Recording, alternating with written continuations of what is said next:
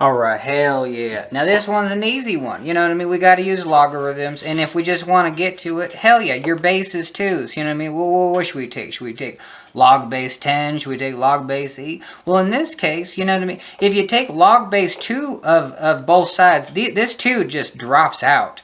And then you have x minus 1 in parentheses minus 3 minus 4x on this side. Literally, that's what you have because you have a division sign here. And then you just have to take the log of 2 of 16. You know what I mean? And then right over here, what's log 2 of 16? You know what I mean? And this little rule, we'll change it to your favorite log. I like log 10. So I'm just going to say this is log 10 of 16 divided by log 10 of 2. And if you know your logs 1 through 10 to 3 decimal places, you'll know that this is 0.301. You know what I mean? So hell yeah. Now you got log 10 of 16 divided by 0.301. Sweet, sweet. And, you know, and it's just good to get familiar with logs because even what's log of 16? Well, let's take that. Log of 16 is this. I don't know what log of 16 is, but I do. But log of 16 is the same thing as saying. Oh, now I'm kind of getting confused. But log of 16 is saying the same thing as log 10 plus log 1.6.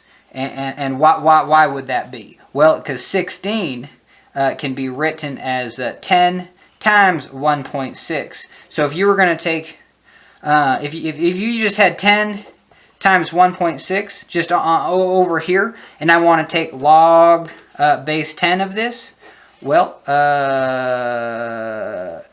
log base 10 of this, I mean, well, it's just going to be log base 10 of 16, duh. But because this is a product, this is going to be log base 10 of 10 plus log base 10 of 1.6. And then log of 10 is just 1. So you're going to add 1 plus, 1.6. What's log of 1? Log of 1 is just 0. Log of 2 is 0.301. So what's log of 1.6? Well, you know what I mean. No one knows. No one knows. Even when I memorized, and let's just get on with friggin' life, log of 1.6 is 0.204. You know, you could have guessed. You could have guessed that it wasn't exactly in the middle because this log of 3 is 0.477. So you go from 0 to, hella, 30% increase, then 15%.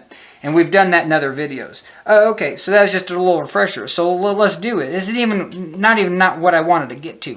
But, so you're going to take log base 2 of 2, and then the x minus 1 pops down. Oh, sorry, that's real small. And then minus this exponent pops down. You know what I mean? Joins the party because you took log base 2 of 2. Booyah. And this just becomes 1. Okay, but is equal to log base 2 of 16.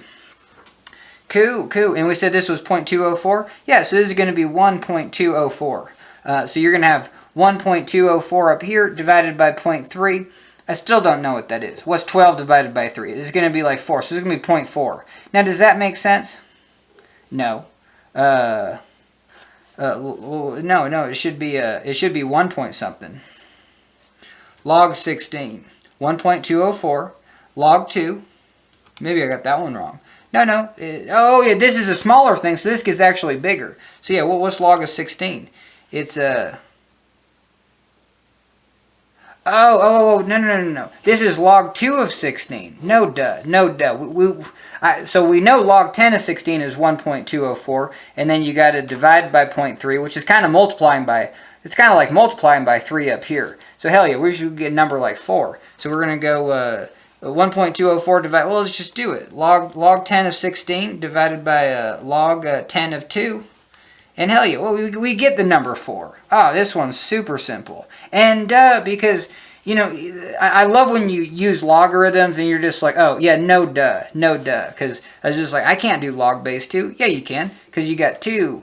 2 to the 0 is 1. 2 to the 1 is 2. 2 to the 2 is 4. You know what I mean? 2 to the 3 is 4 times 2 is 8. 2 to the 4. 8 times 2 is 16. Booyah. So this log base 2 of 16 is 4.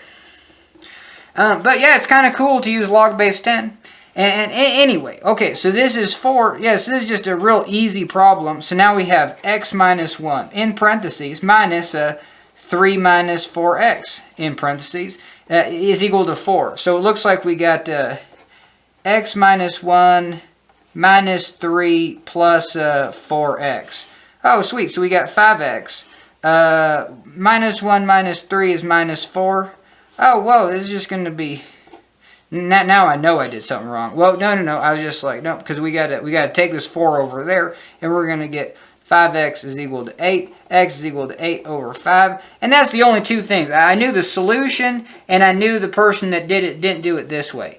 That's for sure. So let's just keep on keeping on, and catch you on the flip side. Okay, hell yeah. Now, we're going to take a look at this, because this is, let's say I didn't know nothing about logarithms. You can still, let's say this is just some magical equation that I've never seen before in my life. Well, I like to do like the 0, 1, 2 method, and we're just going to say, screw this isn't 16. Let's just say it's like a y, you know what I mean? A function of y is equal to x. So if we throw in 0, look at this. We're going to get 2 to the negative 1. Divided by 2 to the 3. Now, this is cool because it makes you think. Because I don't even know what 2 to the negative 1 is. So 2 to the negative 1 is just 1 divided by 2. Oh, okay, because it's just like, it's taking the 2 downstairs. Okay, so a negative takes the 2 downstairs. Now, let's say it was 2 to the negative 1 third. You know what I mean? This is a good one to use because, okay, you got to take the 2 downstairs. So it's going to be 1 over 2. We did that, but when you took it downstairs, you got to cube it. And if you left it upstairs, let's say you just left 2 upstairs. Well, you can't leave 2 upstairs. If you take 2 downstairs, it becomes a half. But let's say you took this 1, let's say you kept this 3. It's just the negative part that's bringing it downstairs. But let's say you took this 3, which is 1 over 3, and kept it upstairs. Well, that's going to be cubed root of 1/2. So these are the same things. And for the love of God, I hope they're the same. So we're going to go cube root of 0.5, and we get this number. And now we're going to go 1 divided by 2 to the 3. Oh, for the love of God. No, that's totally wrong. Catch on the flip side. Holy Toledo. I'd take 5 minutes, you know what I mean? No, this is hella wrong. But that's why we do simple things, you know what I mean? Because 2 to the negative, this negative part just brings everything downstairs, so you get a half. But then you have to still do this operation, your 1 over 3, to the whole darn thing. Which is saying you're taking the whole thing to the 1 power. Cool, we can do that. That's just 1 over 2. But now you're taking a cubed. You're taking the cubed root. You know what I mean? 1 divided by 3 is the cubed root of that. And then so that's where I took 2 to the negative 3. If you had 2/3 and you took that 1 to the negative 3, this negative, switches places. You know what I mean? It brings the upstairs, downstairs, downstairs, upstairs. So you got 3 halves, and now this is to the 1/3. Cool. Now if you have this 2 to the negative 2/3, well, yeah, you can take the 2 downstairs, and then this is 1/2 to the 2 divided by 3. But it's still the whole thing squared, because this part has to be the squared part, and this has to be the cubed root part. But just because you got a 1 up top, yeah, square root 1 squared is 1, cubed root of 1 is 1. So anyway, you do both operations down here, and they're reversible. So you can go cubed root of 2, and then you could square it. Okay, that's not what I even wanted to do, but hell yeah, we wanted to throw a 0 in, and then we got this. And we're just like, I have no idea what that is, but now we do. The 2 just goes downstairs, easy peasy. So we're going to go 2 times 2 to the 3. Which is 8 times 2, which is 16. 1 over 16. Okay, we got our first number. Let's throw 1 in. Now we're going to get 2 to the 0 upstairs. If we get 2 to the 0 upstairs, well, that's just 1, actually. That's just 1. You got to be careful.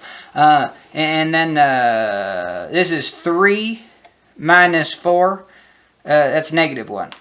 So if we have 1 over 2 to the negative 1, 2 pops upstairs. We're going to leave a 1 downstairs, 2 pops upstairs. So we just get 2. Cool. So we get, you get 1/16. You get 2 right here. Nice. Let's do it. Let's do a negative one. Sometimes for the harder problems, these are the only three you can do. 0, 1, and negative 1. Okay, so this is going to be 2 to the negative 2. Alright, so we're going to take the 2 downstairs. But then we got to square it. Alright, so we got 1 over 4. Now we got negative 1. Oh, this just turns positive 4. Whew, this is where it gets big. Because it's 4 plus 3. That's 7. 2 to the 7. No one knows what that is. But didn't we just do 2 to the 4 is 16? I'm just going to throw in the calculator. My goodness, it's 128. We could have got there. 16, 64. Wait, 2 to the 5? Oh, 2 to the 6. Oh, 2 to the 6 is 60. Oh, yeah, 2 to the 4. 2 to the 4. Oh, 16, 32, 60. I can't even multiply by 2. All right, anyway, so this is going to be 128, and it's on the bottom. So it's 1/4 by 128. Okay, so it's small. That's all we need to know. So it's like really small number. So we get a pretty big number down here. We just know that this is a small number, whatever. And if we go like well, let's just do it. Just sometimes I throw in like 10 and then negative 10. So let's throw in 10, and then we'll get 2 to the 9 divided by. Oh, so this is going to get real big right here. So 10 is 40, negative 40 plus 3, negative 37, 2 to the 37. Okay, so look at this. This just gets. Well, but this is negative. Yeah, holy Toledo. This is 2 to the negative 32. So that pops it up. That pops it up, doesn't it? 2 to the negative 37. Yeah, it's just a really small number. So whoa. See, I got to be careful again. Yes, this is a really small number. So if this is a really small number, it's dividing by a small number. This number's got to be gargantuan. So if we go to 10, well, it looks like we're going to infinity. Perfect. Okay, now we'll do negative 10, just to see where we go. So negative 10, this goes 2 to the negative 11. Perfect. And then this goes, this becomes positive. So now we got 2 to the positive 43. And this 2 to the 11 is negative. So it's basically just 1 divided by 2 to the 11 times 2 to the 43. Look at this. So this is getting 1 over a huge number. This is approaching 0. Because as this gets big, so yeah, cool. So you can't get a negative number out of this. And we kind of know this. That's why using logarithms, I don't know, it's just kind of one of the elements of log. Like a log will just pop up like this. Can't get to 0. Never get to 0. But then it pops up. Like at 0, it pops up, somewhere like around 1. Like this is 1. So this is x equals 1. And this is y equals 0. You know what I mean? So at least do this. Like these are the simple steps that even if you didn't know, like, yeah, we got the answer with it just in seconds. Let's throw some more time on the clock. But I do like this method of just learning something about this graph. You know, because now we do. We know that if we throw in 10, this thing's just going skyrocket. You know, and if we go the negative direction, so let's see if we can just do this. So when we throw in an x value, we never get a negative. You know what I mean? Do we get a negative? No. We don't get a negative. So the graph has to be over here. And if we go to positive, we're just going to be positive infinity. So this is positive infinity, positive infinity. If we throw in x is, if we throw it, if we throw in, and it's probably going to be, like if we throw in infinity, if infinity is like right here, like let's say this is infinity, this thing's going to probably be way up there. Because if you throw in a number 10, you get like a huge friggin' number. Was that right? Do we need to do that again? No, you throw in 10, you get a big number. Yeah, it's 2 to the 9. I don't even know where that one was. Yeah, and then so it's 2 to the 9 times 2 to the 37. Yeah, big friggin' number already. Just throw in 10 and you almost got like you're trying to add up all the molecules in the universe. Okay, so yeah. So there you go. There's your one coordinate. Okay, and then you got 0. At 0, it's just going to be, well, it's just going to be 1/16. That's the crazy thing. At 0, it's going to be 1/16. But then if you go in the negative infinity direction, it's never going to reach 0, but it's going to get really darn close. So that's easy to draw in that direction. Okay, now we go to 1. What the hell did we say 1 was? I guess we can do it again. That's 2 to the 0. That's 1. And then we got 2 to the negative 1. Yeah, it's just interesting how your brain stops where you're just like, okay, I throw 1 in there and I get negative. Yeah, so we get 2 to the negative 1, which is popping the 2 upstairs. So I get 1 times 2.